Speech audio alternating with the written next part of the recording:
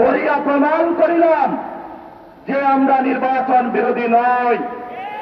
আমাদের ভাই শহীদ উসমান হাদি আজকে আমাদের মধ্যে থাকতে পারতেন, সংসদ সদস্য হিসাবে ঢাকা 8-এর আল্লাহ ওনাকে শহীদ হিসাবে নিয়ে গিয়েছেন।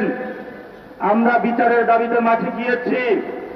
আজকেই যেহেতু বিরোধী দলীয় যাত্রা হচ্ছে এই বায়তুল মোকাররম থেকে, আমি সরকারের কাছে আহ্বান জানাবো, দেশের কাছে আহ্বান জানাবো, প্রশাসনের কাছে আহ্বান জানাবো, আপনারা দ্রুত গতিতে শহীদ উসমান হাদি ভাইয়ের হত্যাকাণ্ডের বিচার যাতে হয় সেই উদ্যোগ নিন।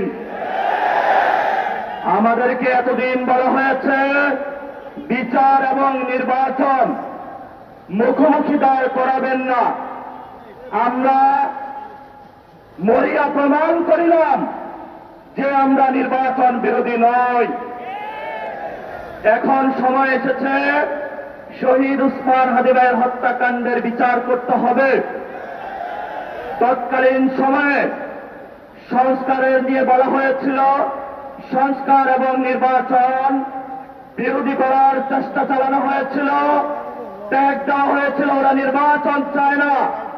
আমরা তোমাদের চোখে আঙ্গুল দিয়ে দেখিয়েছি আমরাই বাংলাদেশে গণতন্ত্র চাই, তোমরা ভোট ডাকাতি করতে।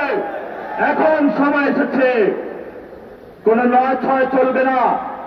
সংস্কারে জনগণে যে হ্যাঁ ভোটে ম্যান্ডেট দিয়েছে দ্রুত বাস্তবায়ন করতে হবে।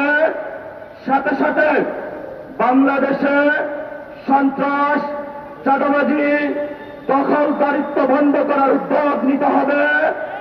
এবং নির্বাচনের আগে আমরা এই বায়তুল মোকাররমে দাঁড়িয়ে একটি প্রটেস্ট করেছিলাম। ভোট ডাকাতির জন্য আমাদের জামাত ইসলামের এক ভাইকে খুন করা হয়েছিল।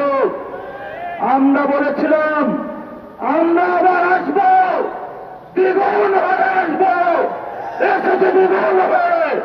আমাদের ভাইয়ের হত্যার বিচার বুঝে নিতে হবে।